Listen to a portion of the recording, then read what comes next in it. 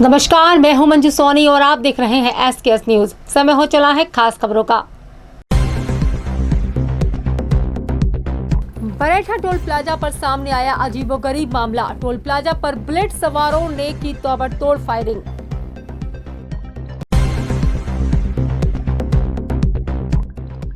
Air force के retired doctor के साथ 2.5 करोड़ की ठगी। 25 दिन तक साइबर ठगों ने डॉक्टर को डिजिटल अरेस्ट रखा।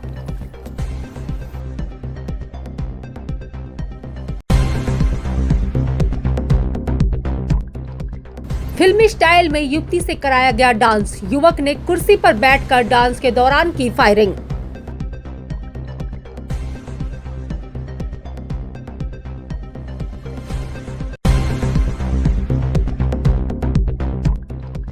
जिवाजी विश्वविद्यालय में सुरक्षा के नाम पर गड़बड़ी के आरोप। एक ही एजेंसी को दिया जा रहा सुरक्षा का ठेका।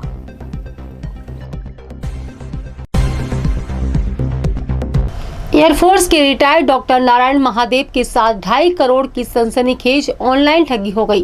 घटना 28 जनवरी से शुरू हुई थी और 5 दिन पहले तक जारी रही। इस दौरान साइबर ठगों ने 25 दिन तक इस बुजुर्ग चिकित्सक को डिजिटल अरेस्ट रखा। हैरानी की बात यह है कि इतनी बड़ी रकम ट्रांसफर करने पर मैनेजर ने इस डॉक्टर को आगाह भी किया, लेकिन साइबर ठगों के झांसे में आए बुजुर्ग ने बैंक मैनेजर की सलाह को भी नजरअंदाज कर दिया और बड़ी रकम कई किस्तों में ठगों के खाते में ट्रांसफर कर दी। दरअसल साइबर ठगों ने एयरफोर्स के रिटायर्ड रेडियोलॉजिस्ट नारायण महादेव को वीडियो कॉल करके कहा कि उनके डॉक्यूमेंट के जरिए बड़ा फ्रॉड किया गया है। कभी उन्हें CBI के नाम से डराया गया तो कभी ED के नाम से भयभीत किया गया। उन्होंने SP से मिलकर सोमवार को इसकी शिकायत की। SP के निर्देश पर इस मामले में क्राइम ब्रांच में मुकदमा दर्ज कर लिया गया है। SP का कहना है कि जिन खातों में पैसा ट्रांसफर किया गया है उनकी पड़ताल शुरू कर दी गई है। देखिए, ये नारायण महादेव सीनियर सिटीजन है और एयरफोर्स से रिटायर है। लगभग 90 वर्ष के आसपास की अवस्था है। पत्नी के साथ अकेले रहते हैं। बच्चे सभी इनके बाहर सेटल्ड हैं। इनको 28 जनवरी को कुछ कॉल्स आए जिसमें ये बताया गया कि इनके डॉक्यूमेंट्स का यूज़ करके कुछ फ्रॉड हुआ है और इनसे तमाम प्रकार की जो एजेंसीज हैं उनके नाम लिए गए और इस प्रकार से एक बड़ी राशि धोखाधड़ी करके साइबर फ्रॉड के माध्यम से ट्रांसफ़र की गई है। बैंक के मैनेजर ने भी इनको समझाया गया कि इतना बड़ा अमाउंट क्यों ट्रांसफ़र कर रहे हैं, लेकिन ये शायद प्रभाव में थे, डरे हुए थे, तो इन्होंने वो अमाउंट ट्रांसफ़र किए हैं। आज इन्होंने क्राइम ब्रांच में संपर्क किया है। इनकी कंप्लेंट पे FIR दर्ज की जा रही है। बाकी सब्सिक्वेंट इन्वेस्टिगेशन में क्लियर हुआ कि इनका जो अमाउंट है किन किन खातों में ट्रांसफ़र हुआ, किस प्रकार का नेटवर्क इसमें आरोपियों का है। इसमें लगातार टीम लगा दी गई और जल्दी इसमें जो भी लोग संलिप्त होंगे उनको अरेस्ट किया जाएगा। कितनी राशि बताई जा रही है? प्रेमा फेशिया ये 28 जनवरी को स्टार्ट हुआ था और 28 जनवरी से स्टार्ट होके अभी लास्ट टाइम जब बैंक गए तो बैंक मैनेजर ने इनको आगाह किया कि इस प्रकार की घटना हो सकती है। उसके आधार पे क्राइम ब्रांच पहुंचे, FIR दर्ज की जा रही है।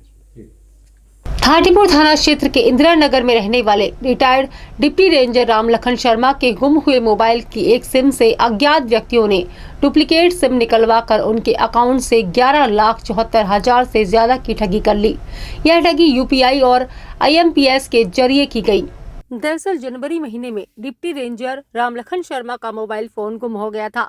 इसमें 2 सिम थी, जिनमें एक सिम 9 महीने से बंद थी। अज्ञात व्यक्ति ने इस सिम की duplicate SIM निकलवाई।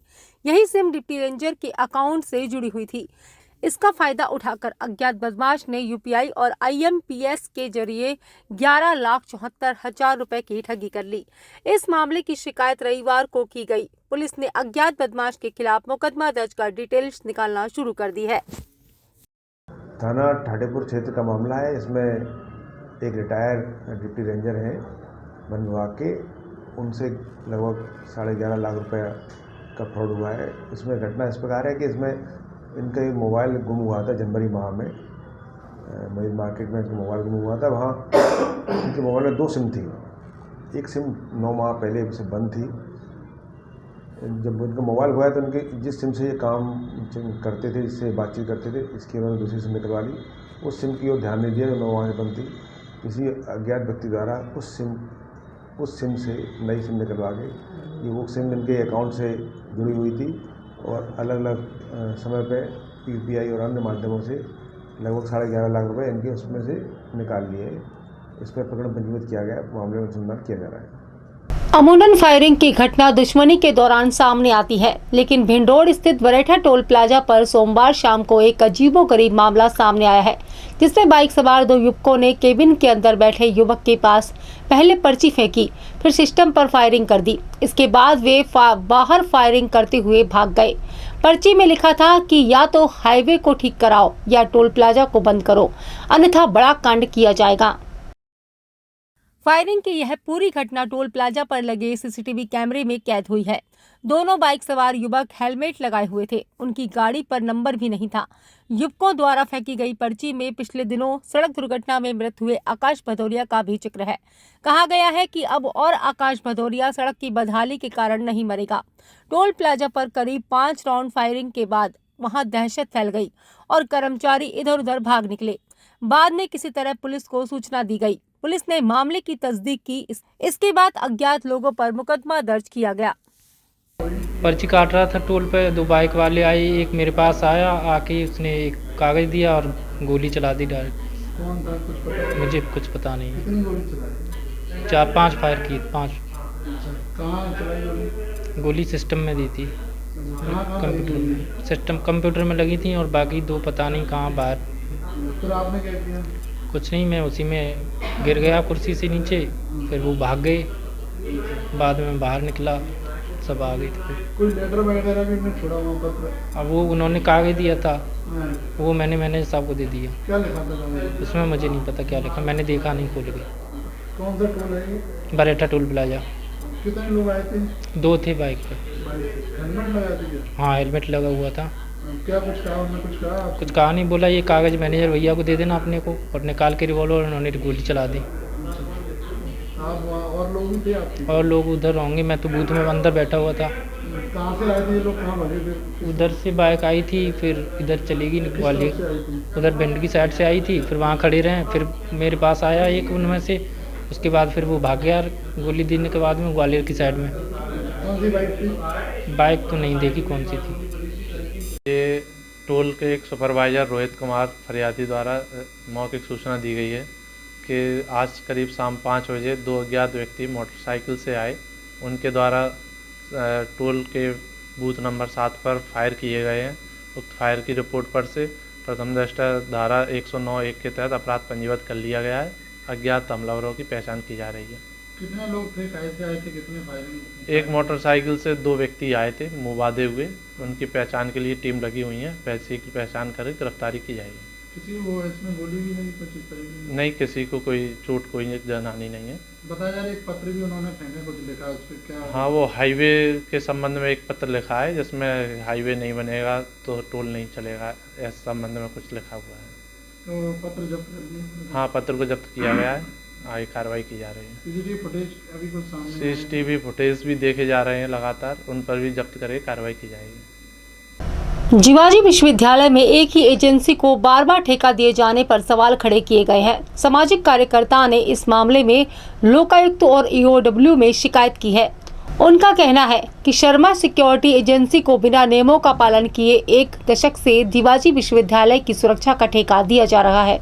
Activist Jayaprakash Maurya ने जिवाजी विश्वविद्यालय एवं शर्मा सिक्योरिटी एजेंसी के लक्ष्मी शर्मा तथा जयप्रकाश राजौरिया पर भ्रष्टाचार के आरोप लगाए हैं। उन्होंने कहा है कि पिछले 10 सालों से संस्थान द्वारा बिना टेंडर निकाले एक ही संस्थान को ठेका दिया जा रहा है, जिसके खिलाफ लोकायुक्त एवं ईओडब्ल्यू में शिकायती आवेदन दिया गया है। जयप्रकाश मौर्य ने पत्रकार वार्ता में कहा कि बिना टेंडर निकाले कोई भी संस्थान किसी को ठेका नहीं दे सकता, लेकिन जिवाजी विश्वविद्यालय द्वारा नियमों को ताक पर रखकर एक ही कंपनी को लगातार ठेका दिया जा रहा है। इस ठेके के माध्यम से जयप्रकाश राजौरिया एवं लक्ष्मी शर्मा को लाभ पहुंचाने के उद्देश्य से ठेका दिया जा रहा है। उन्होंने कहा कि इसकी ऑडिट रिपोर्ट की समीक्षा की जाए और जो सिक्योरिटी गार्ड लगाए गए हैं उनका पुलिस वेरिफिकेशन हुआ है या नहीं, इसकी भी जांच की जाए।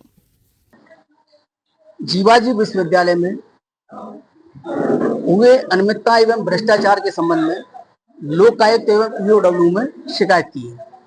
इसमें मैंने ये मुद्दे उठाए हैं कि सुरक्षा एजेंसियों, शर्मा सिक्योरिटी एजेंसी को जो पिछले 10 वर्षों से निरंतर ठेका दिया गया है वो किस नियम के तहत दिया गया, इसकी जांच होना चाहिए।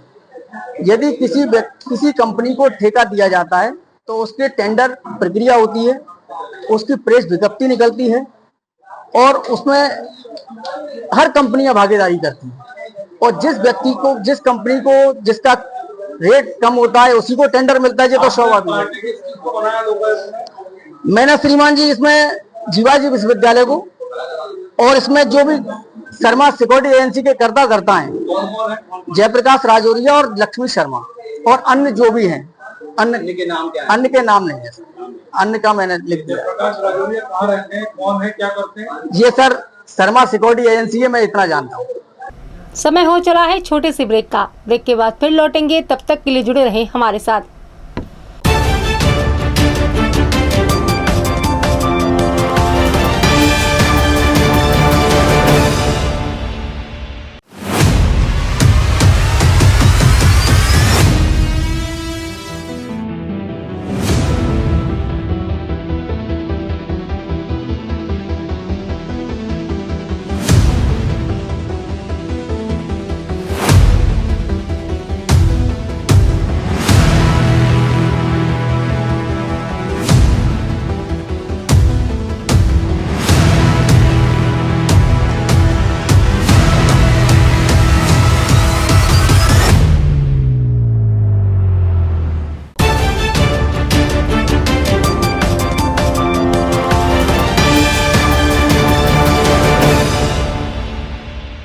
ब्रेक के बाद फिर से आपका स्वागत है। चलिए बढ़ते हैं आगे की खबरों की ओर।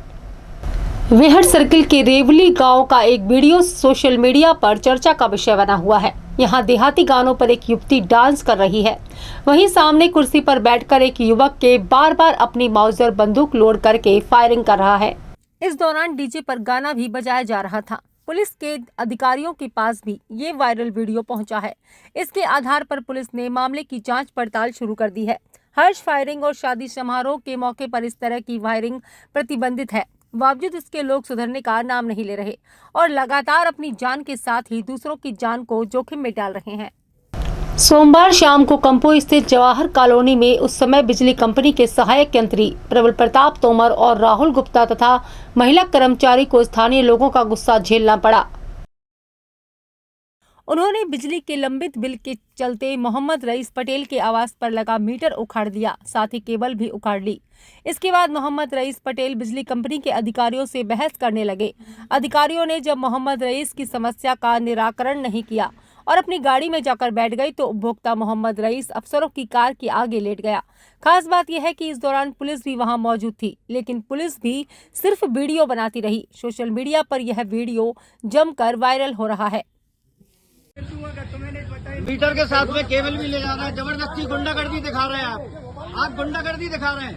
आप ये देखिए, आप गुंडागर्दी दिखा रहे हैं, मतलब आप गुंडागर्दी दिखा रहे हैं। आप मीटर ले जाओगे, आप केबल भी ले जाओगे, आप केबल भी ले जाओगे।